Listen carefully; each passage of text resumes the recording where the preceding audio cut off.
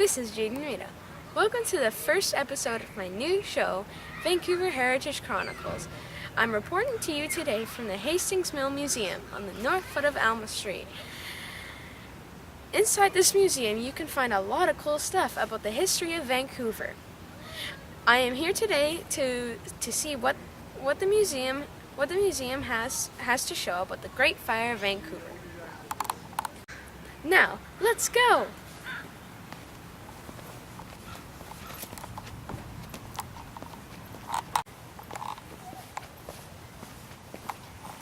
Hey, look! Here's a plaque how this building came to be here.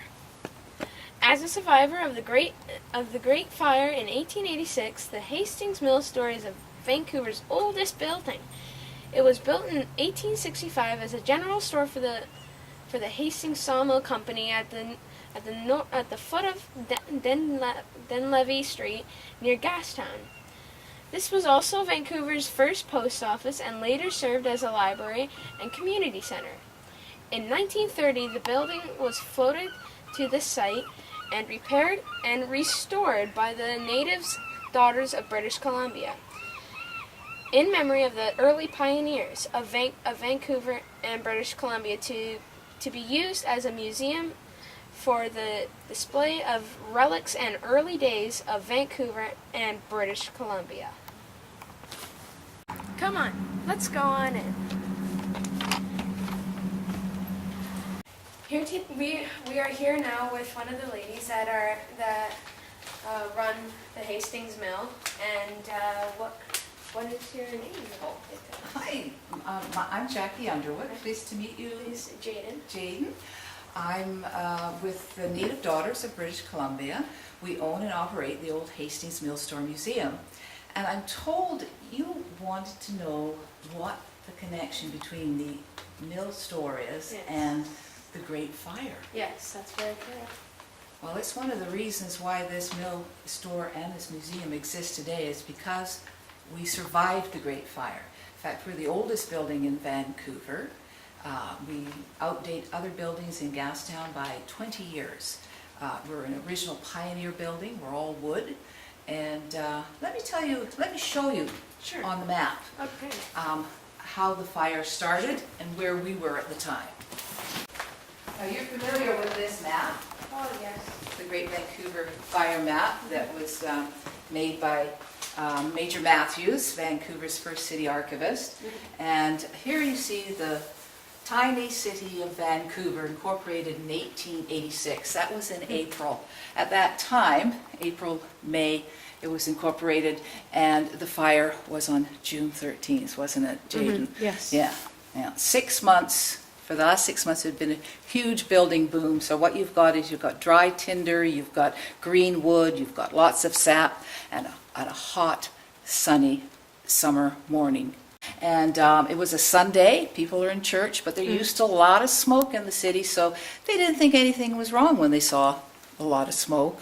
And it was very hot. It's what they're used to because they've been having clearing fires for the last 6 weeks that have been going on as the CPR cleared the West End to make way for the new city that was going to be going up and all that money they're going to be making with real estate. Well, instead, something else happened.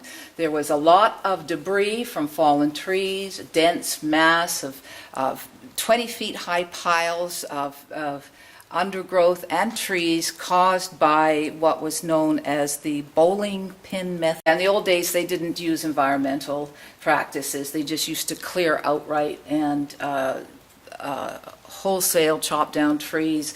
One tree would be used to knock down about 5 or 6 trees, and you got huge masses of undergrowth and trees and big piles of wood, and it was a fire waiting to happen, especially with all that sap and dry tinder. And then this gust came up on that fateful June 13th morning, and couple that with a couple of little fires. These were just brush clearing fires that got out of control. The two of them heading down the hill, which it was a hill. If you look at Victory Square and you look up, that's a hill. And Gastown was where the original Vancouver site was. The fire came down, and the wind came down and just fell on the town. Big chunks of burning timbers and flying ash, and it created a vacuum which made it really hot, and essentially it just blew up.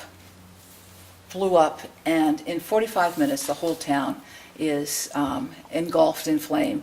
Now, one of the stories that we have in the memoirs of the people who survived the fire, and God knows there were few that did, but not many, because they didn't have the total body count in the end. There was 21 dead, but I'm sure it could have been up into the hundreds, because many new people in town there to make their fortune. One of the stories was of a fellow whose horse would not move, and he had his wagon, and he was on Carroll Street here, and he was coming around Water Street, going down Carroll. The horse wouldn't move. The fire was coming. A huge fireball came after him. Bang!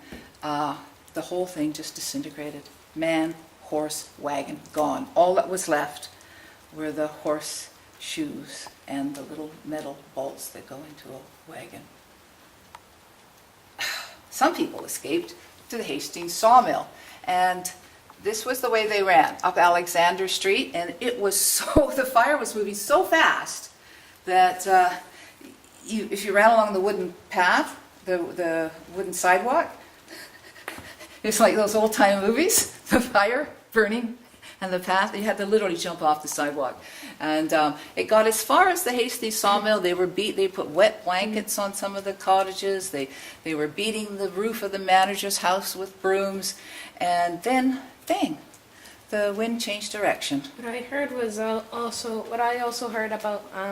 I also read it in a book. I think someone that wrote a book right after the fire, or like an eyewitness of some sort. He said that he was in his office and he was looking outside and and the fire was traveling down the sidewalk about 100 miles per hour. Yes. And he his office catch on fire, and he grabbed all the important files and ran out. But by the time when he was running out, he was keeping them safe somewhere. And by the time he got out, he looked at the important files, thought they were okay, and they were all just pitch coal black. Yeah. So. Yeah, that happened. Yeah, it just disintegrated. It was so hot. People literally dissolved in the heat. Mm-hmm. It's quite frightful, especially the next day, going through the rubble and finding charred bodies. Let me see something. I'll show you something. Charred remains. What we have, very little was left, but we did have. This was left over from a woman's trousseau. Mm-hmm. This silverware, little charred remains of silverware. That's all you have. The relics of Mrs. Ross. Her husband was a real estate developer and local MP. Where were these found? In a warehouse. Well, in the rubble, in the warehouse. So she went back looking, and that's all that was left. So held on to those for many years, just as a souvenir, and then donated them to our museum. When they found them, were they still were they hot still, or were they burning? A lot of things were hot. That they had been melted around, as you can see, so it was just bent. Yeah. And I see there's a compass or a time watch. Oh, that watch? Yeah. That would have been somebody who actually escaped the fire. He didn't burn, but he carried that watch through the fire, so that's what they mean by it went through the fire. One of our most prized donations, though, is this. This was donated by the Yukon Pioneers Association. This coffee urn was in the cookhouse of the Hastings Mill, and this coffee urn was used to give coffee to the survivors of the Great Fire. And they all came here. And after the fire, a lot of them ended up being treated here in the mill store. It was sort of a semi-hospital, a triage center, if you will. They had poultices of cabbage, weed, and things like that, and soda, and very primitive fixings. A few people died here, so it wasn't a very, very nice place to end up, but at least if you lived, you got yourself a nice cup of coffee over at the cookhouse. Now, They also fed, the Hastings sawmill also fed everything out of the store, all the cans of goods, everything flew off the shelves, and it was bare. In about 3 days, all the food was gone, and crackers, I think it was a cracker left or something like that. Yeah. And the wood that was left stocked because as I say, the fire did stop by God's grace at the door of the store, and so there was wood left at the sawmill, and the sawmill manager, Alexander, donated it to the people of Vancouver, so we started to rebuild. So, I was wondering what that chair is there. This was donated by a lady who actually survived the fire, and her husband brought her the chair. She said, I'm not going to be standing around without a chair, because I believe she might have been pregnant at the time. She was a new bride anyway. They were on their honeymoon in Vancouver from Chicago, and she said, please bring me the chair, and she did. So this chair went through the fire, and she kept it all those years and later donated it to the museum. Could you show me on this map how the people escaped by any chance? Well, there wasn't very many ways they could go, and probably if you were stuck right in the city, the best thing you could do is just jump right into the water. Now, there was only about that much breathing room between the hot smoke and air from the fire and then the water. So it wasn't a very nice place to be, but at least you were alive. Others managed to swim out to the Robert Kerr, which was a shipwreck old coal ship, and so a lot of refugees went there until, as I said earlier, it got overloaded, so they weren't letting everybody on there. There were people coming from across, from the Mission, from the reserve, and they were coming over to the Hastings sawmill, and a lot of people did run towards the Hastings sawmill so they could catch boats. That was where the main dock was. So people were getting lifted with boats, private boats and sawmill boats, taking them off into the water. So it was through water that they could get out. The other way they went was this way, the old trail, and this was going towards what is now Kingsway, and that was the road to New Westminster. And of course, in the end, that's where the rescue or the help came, and the fire, later on the rescue crews came in wagon trains full of supplies and food and blankets and whatnot, came from New Westminster up what they called the New Road and over to here. And right here you had a bivouac or a shelter area where people put up tents, and you had a tent city right here. And yeah, I think you had tent city around here, so it was all in here. Here we go. Bivouac. Right here, they got the tent city. Yeah, and so you also had a reserve over here, so people were coming here to help in their canoes as well. I heard there was a melted bell that melted in the church during the fire. Is the bell outside have anything to do with the fire?